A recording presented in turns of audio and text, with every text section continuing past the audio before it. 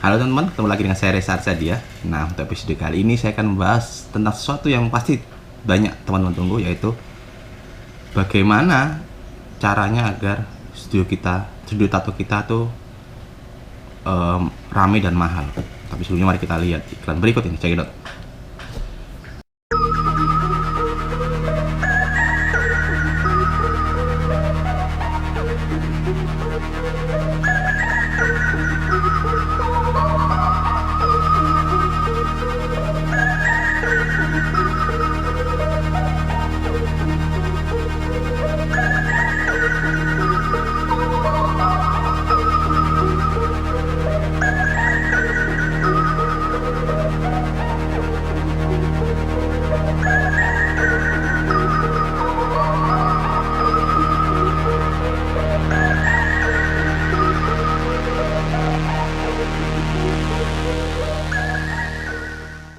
Ya, pasti banyak banget orang yang terjun di dunia tato khususnya.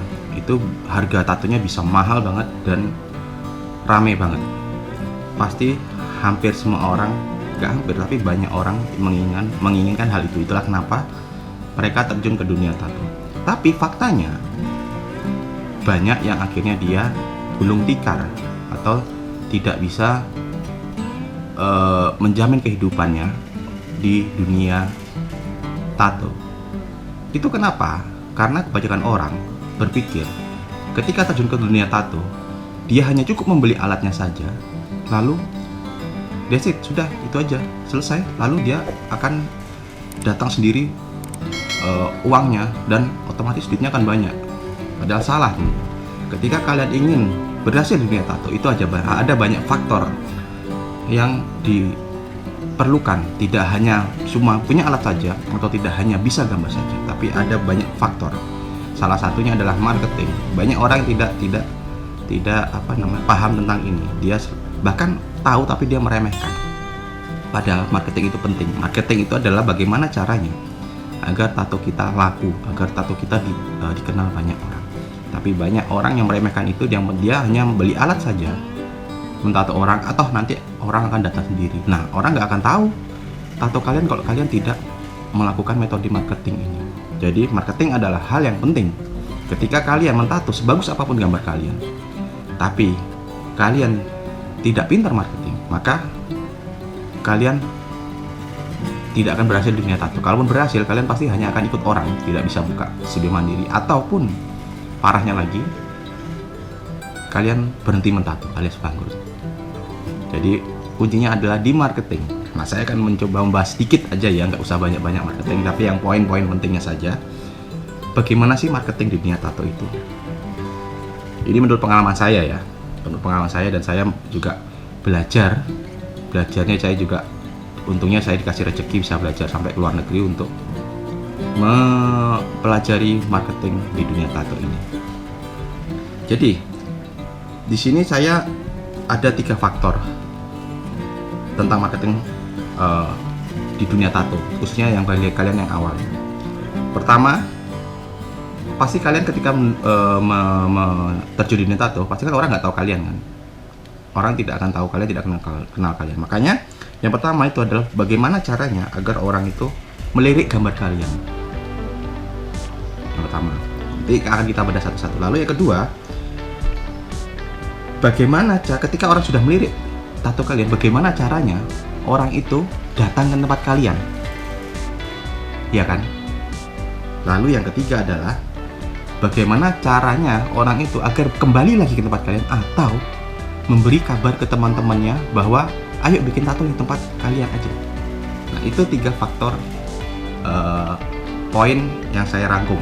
Nah, ini akan saya jabarkan satu-satu. Dari yang pertama, bagaimana caranya orang melirik gambar kita? Dari yang kita bukan siapa-siapa, kita tidak kenal, biar orang itu melirik gambar kita. Itu untuk hal yang efektif itu, yang paling penting itu, buatlah gambar yang lain daripada yang lain. Tapi pertama, sebelum itu kalian juga harus membuat tatonya bagus dulu ya teman-teman. Membuat tato bagus, bukan gambar yang bagus. Tato yang bagus, gambar yang bagus dan tato yang bagus itu adalah 2 hal yang berbeda. Kalau gambar yang bagus itu relatif, karena bagus yang enggaknya gambar itu tergantung selera orang-orang. Ada yang bilang eh, tato realis tuh bagus, tribal itu biasa. Tapi ada orang lain bilang, oh kalau aku lebih suka tribal yang etik daripada yang realis yang modern. Jadi memang bagus enggaknya itu relatif, itu tergantung orang yang ngelihat. Tapi kalau tato bagus itu sudah harga mati. Nah, tato bagus itu ada 3 faktor penting. Yang pertama, garisnya rapi, tidak putus-putus. Kedua, ketika dia di shading, bermain shading, shadingnya itu rapi, tidak berantakan, tidak tidak, bahasa Jawanya blonteng-blonteng, artinya dia harus rapi, gradasinya harus halus ketika kalian bermain arsiran. Yang ketiga, ketika kalian bermain warna itu rapat, padat, tidak bolong-bolong. Nah, 3 faktor penting ini aja yang membuat tato kalian bagus. Garis harus rapi itu nggak putus-putus. Jadi tebal tipisnya dia tahu yang mana perlu tebal, mana perlu tipis. Lalu yang kedua, kalau di arsiran itu arsirannya halus, gradasinya soft. Yang ketiga, ketika kalian bermain warna itu padat, tidak bolong-bolong.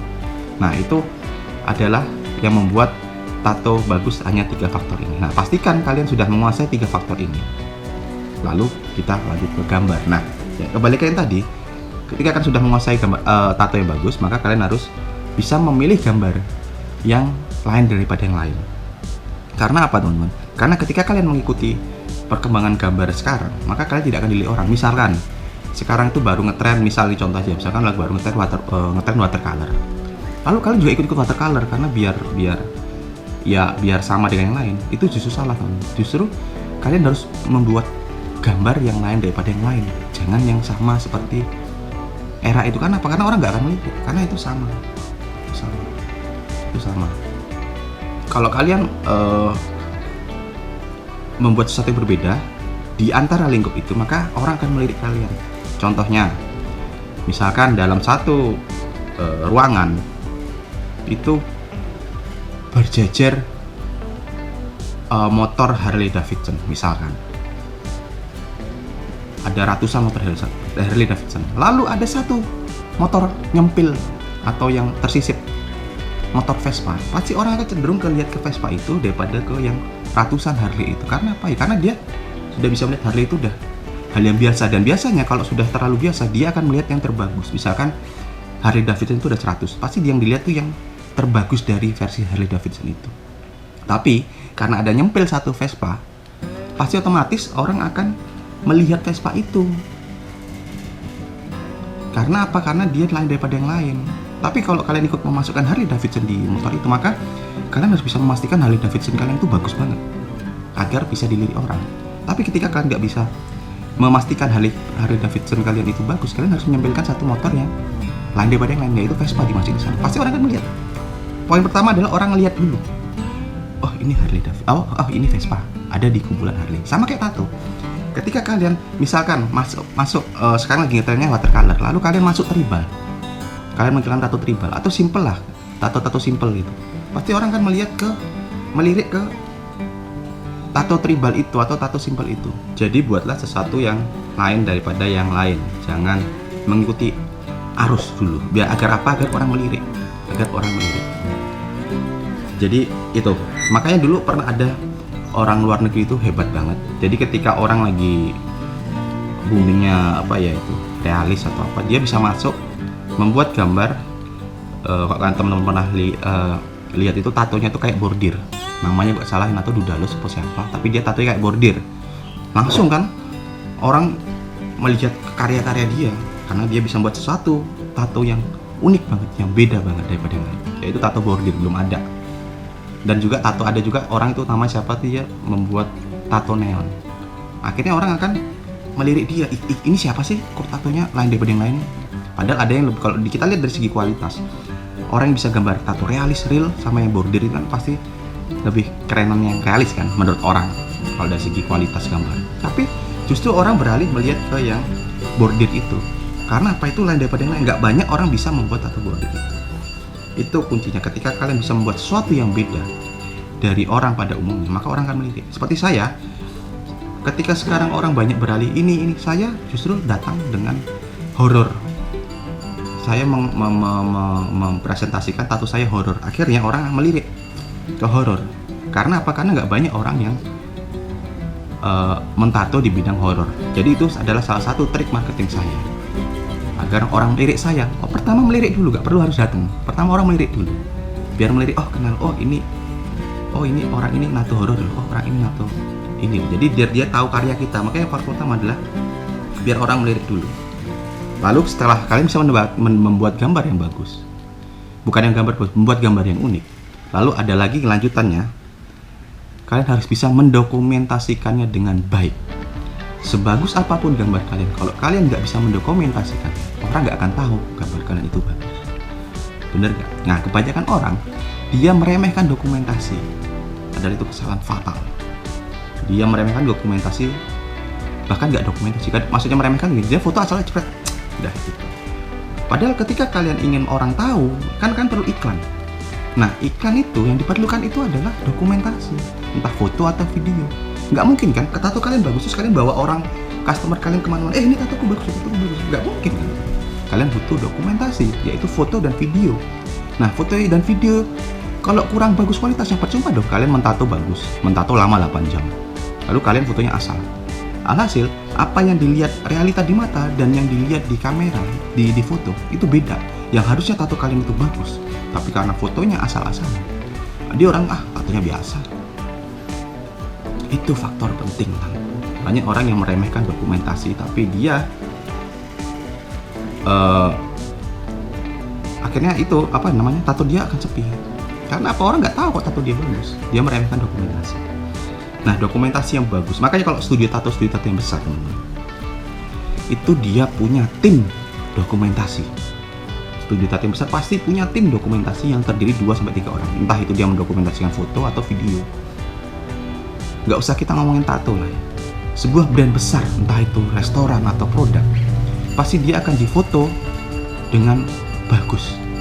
Nggak ada namanya kalian misalkan makan di McD, fotonya kualitas fotonya blur biasa terus backgroundnya kotor. Enggak. Brand besar seperti McD atau kalau baju tuh Louis Vuitton, LV yang harga tasnya aja itu sampai ratusan juta. Sekarang kalau dipikir, tas itu kalau fungsinya, kita bilang fungsinya itu sama yang harga 100 ribuan, nggak sama. Tapi kenapa Louis Vuitton bisa membuat harganya itu mahal? Karena salah satunya ada dokumentasi. Dokumentasi itu adalah faktor penting. Agar apa? Agar orang tertarik. Kayak misalkan restoran, teman-teman. Restoran ada trik fotografi. Makanya ketika kalian pengen bisa menghasilkan dokumentasi bagus, kalian harus belajar fotografi, dunia fotografi. Nah, ada beberapa trik fotografi yang bisa membuat orang hanya dengan lihat fotonya itu akan tertarik membeli. Contohnya, saya belajar ya fotografi itu, trik ketika kalian memfoto makanan. Bagaimana caranya agar orang ketika ngelihat foto makanan itu akan rasa lapar dan ingin membeli produk itu. Salah satunya adalah ketika memfoto makanan itu dibuat seperti makanan itu berasap. Padahal asap yang dibikin itu kan belum tentu asap dari panasnya makanan itu. Bisa aja dia lagi dari asap vape disemburkan, cepret, yang penting dia agak berasap tipis. Itu bisa membuat orang yang buat foto itu lapar, sehingga dia akan tertarik dengan foto itu. Jadi ketika lihat foto itu, wah, kok aku lapar liatin ya, kok pengen ya aku ya, akhirnya beli. Padahal kalau di foto itu kan yang dibuat itu kan hanya untuk hanya untuk dokumentasi saja. Jadi pasti yang dibuat itu rasanya tidak dipikirkan.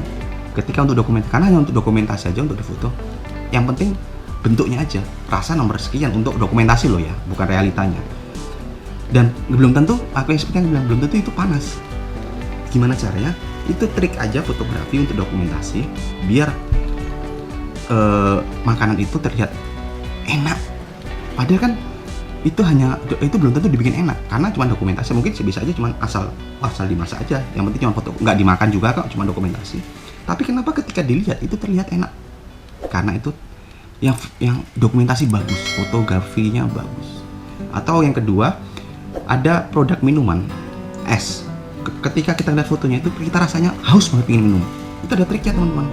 Kita buat memfoto produk minuman itu misalkan di gelas atau di cup, itu harus disemprotkan dengan semprotan air biar seakan-akan gelasnya atau botolnya itu ada buih-buih titik-titik air. Nah, itu efek yang dilihat ketika kita lihat foto itu, kita akan ngerasa haus. Jadi kita ingin membeli minuman. Jadi itu trik fotografi penting.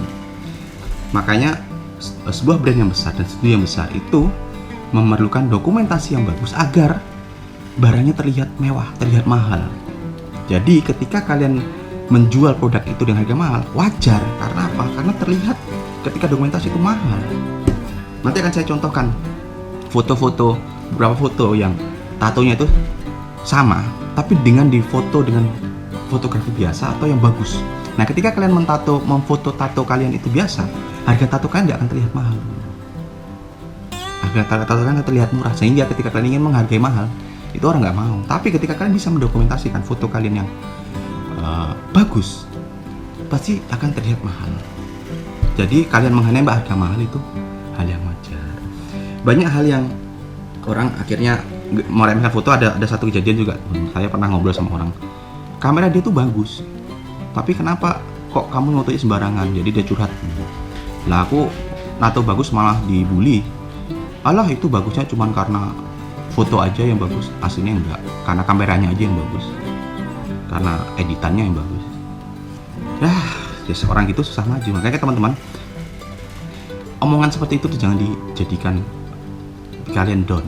Karena apa? Orang yang ngomong gitu itu bukan customer kalian, itu tidak akan menjadi customer kalian, dan itu tidak akan memberi kalian uang. Orang yang bicara itu adalah kompetitor kalian atau saingan kalian di pelaku usaha. Karena dia ngerasa iri dengan kalian karena kalian bisa membuat tato bagus, dia tidak bisa. Atau dia iri karena lihat kalian rame sedangkan dia enggak. Jadi dia mengedownkan kalian dengan cara seperti itu. Ngapain kita dengerin omongan orang yang tidak memberi kita uang?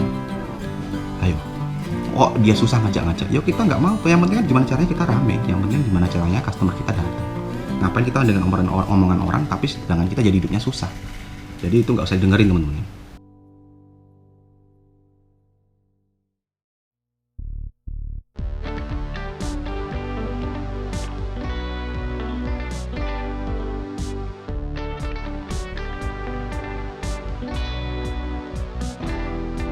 Nah, dokumentasi yang bagus itu kan pasti toolnya mahal ya teman-teman, alatnya mahal. Dan kalian ketika belajar fotografi itu kan, fotografi itu nggak melulu tentang kamera aja, itu ada pencahayaan, ya kan, ada trik angle ngambilnya. Jadi nggak sembarangan foto, tapi ada angle-nya, ada jaraknya yang diambil, ada berapa cahaya yang diambil, ada, pokoknya itu hal yang ribet dan alatnya mahal. Nah, kalau kalian harus mempelajari itu, tapi ketika kan belum waktunya mempelajari itu, maksudnya belum mampu, maka sekarang sudah dipermudah dengan adanya aplikasi atau software editing.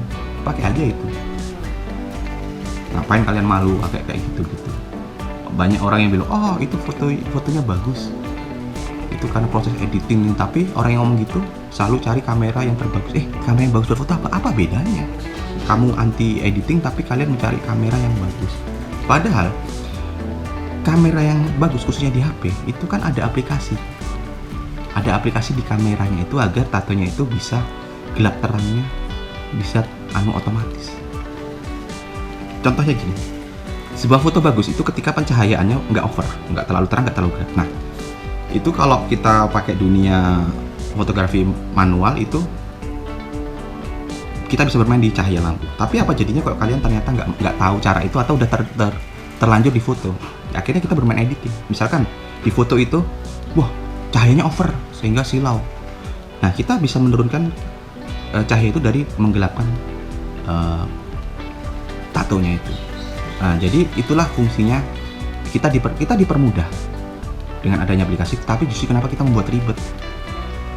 Harusnya dengan kalian bisa mendokumentasi dengan bagus, tato kalian rame, tapi gara-gara omongan orang kalian jadi down, akhirnya tato kalian sepi. Jadi nggak usah didengerin. Tato yang jelek teman-teman, mau difoto pakai kamera semahal apapun, itu justru akan menjadi semakin jelek. Karena apa? Karena kamera yang bagus itu dia menangkap gambar itu lebih detail. Jadi kalau kalian bikin garisnya itu keriting atau arsirannya kasar, itu justru akan terlihat banget kalau kalian memakai kamera yang bagus. Makanya kalau kalian ketatokan jelek, mau kamu difoto pakai apapun juga pasti akan hasilnya jelek. Jadi seperti itu teman. Jadi dokumentasi itu sangat-sangat penting untuk kalian memberitahu bahwa ini loh tatoku bagus. Bagaimana orang tahu tato kalian bagus kalau kalian tidak mendokumentasikan dengan baik? Dokumentasi itu apalagi kalian ingin iklan di sosmed kan, ya kalian harus membuat foto atau video yang bagus untuk diiklankan. Oke, lalu lanjut. Nah, ada lagi kesalahan orang-orang ketika dia ingin tatonya mahal, tapi kita harus membuat brand yang mahal. Jadi kita harus membuat brand itu image orang-orang ke kita bahwa tato kita tuh mahal. Jadi kita harus membuat branding, itu namanya personal branding atau ya brand lah, merek. Nah, kebanyakan kesalahan orang-orang adalah ketika dia sebenarnya pengen tatonya mahal, tapi justru dia selalu posting, "Yo tato sama aku aja yuk, nggak mahal-mahal kok, murah aja." Nah, akhirnya orang mindsetnya tuh udah tato sama kalian tuh murah. Ya Allah, hasil kalian ketika ingin menembak mahal nggak bisa. Makanya saya kadang heran, orang tuh selalu ngeluh, "Kok tatoku nggak dihargai, tatoku nggak mahal, tatoku pokoknya nggak bisa kayak orang-orang yang mahal lagi." Sedangkan kalian sendiri selalu mempublikasikan bahwa yuk bikin tato sama aku aja, tato sama aku tuh murah kok. Nah, yuk gimana caranya orang mau membayar mahal? Kamu sendiri aja ngomong kok tato sama kamu murah kok. Nah, itu kesalahan fatal juga. Kesalahan fatal orang-orang tuh dia selalu membrandingkan tato dia, brand dia tuh sudah dipublikasikan bahwa tato sama dia tuh murah aja. Ya sudah, orang akhirnya image-nya bikin sama kalian nggak mungkin mahal karena kalian sudah mengiklankan bahwa brand kalian itu murah. Kalau makanya kenapa kalian harus mengeluh tato kalian nggak dihargai? Karena dari awal kalian sudah membrandnya murah. Branding itu penting. Contohnya kayak seperti yang saya bilang tadi, tas Louis Vuitton, tas LV itu harganya sampai ratusan juta. Padahal mungkin dengan bentuk yang sama atau dengan bahan yang sama dengan merek lain itu bisa hanya dijangkau dengan harga sekian juta aja. Tapi kenapa tas LV bisa dijual ratusan juta dan itu laku? Karena branding dia kuat. Karena ada brand merek LV, Louis Vuitton. Dia bisa berhasil membuat brand Louis Vuitton itu harganya mahal. Jadi orang yang pakai Louis Vuitton akan bangga. Atau nggak usah jauh-jauh deh kalau bingung, Sulen. Pasti orang tato tahu merek Sulen. Kenapa tato Sulen? Kita ngomong topi. Kenapa topi Sulen itu harganya bisa sampai 500.000 sehingga pokoknya mahal? Padahal kalau dipikir dari segi bahan itu sama dengan harga topi harga 50 ribuan. Tapi kenapa topi Sulen itu harganya bisa dijual 500.000 ke atas? Karena brand dia kuat dan orang mau beli harga topi Sulen 500.000. Karena apa? Karena brandnya dia, karena mereknya Sulen itu. Dia bisa berhasil membuat branding yang bagus sehingga orang yang pakai topi dia bangga. Nah, itu namanya personal branding, itu namanya branding yang kuat. Ketika dia bisa membuat branding itu kuat, harganya mahal, maka ya harga dia akan tinggi hanya dengan memasukkan label merek itu. Makanya branding itu penting. Itulah kenapa topi Sulen sama topi mungkin yang lokal lebih mahal Sulen, padahal dari segi kualitas mungkin sama atau bahkan lebih bagus yang lokal, tapi harganya topi yang lokal cuma 100 ribuan, tapi Sulen bisa 500.000, 600.000, 700.000 dan itu laku karena dia brandingnya kuat. Nah, kesalahan orang-orang dia dari awal sudah membuat lemah brandingnya dia. Jadi orang nggak akan mau bikin tato dia mahal. Oke, kayaknya ini bakal panjang jadi akan saya potong. Jadi ini episode 1 dulu. Jadi saya rasa cukup untuk episode kali ini teman-teman. Akan saya lanjut di episode selanjutnya ya untuk masalah marketing ini karena udah terlalu panjang banget. Sampai jumpa di episode selanjutnya. Dadah.